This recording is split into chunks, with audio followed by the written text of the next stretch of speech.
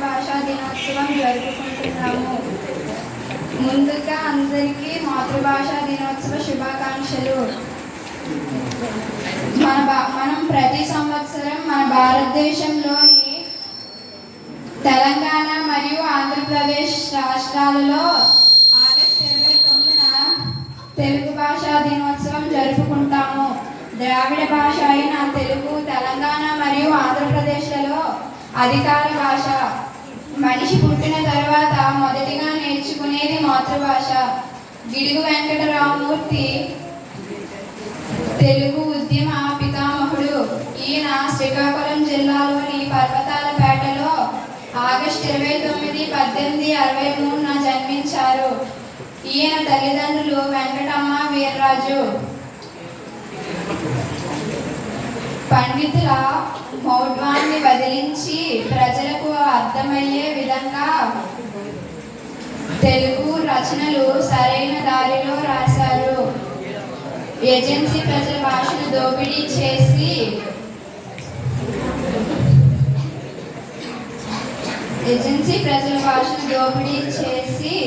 విద్యా సాహిత్యంగా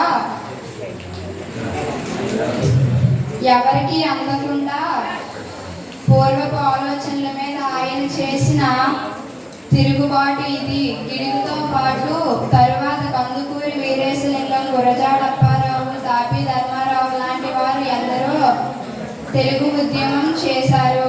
వారి కృషి ఫలితంగా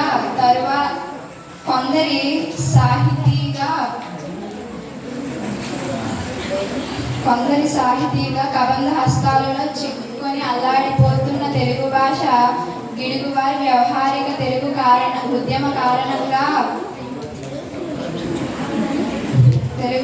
కారణంగా పామరుల హృదయాలలో చొచ్చుకుపోయి స్వేచ్ఛా విహంగమై విరజల్లుతుంది. పండితుల అహంకారాన్ని చల్లార్చి తెలుగు చదివే ప్రతి ఒక్కరిలో సుగంధ పరిమళాలను విరజల్లుతుంది. గిడుగు వేసిన బాట నేటి రాజబాటై కవులలో, గాయకులలో, తెలుగు భాషాభిమానులలో అమ్మఒడి అయి అలరారుతుంది.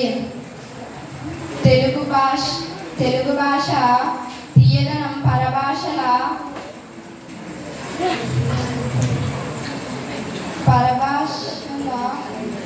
ప్రభావంతం కలుషితమై తెలుగు భాషలో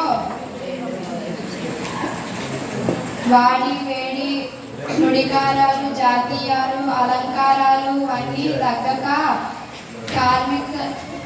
కార్మిక మందారిక నూచికలలా ఓలలాడుతున్నాయి. వీటిని కాపాడుకోవాల్సిన బాధ్యత మనందరిది.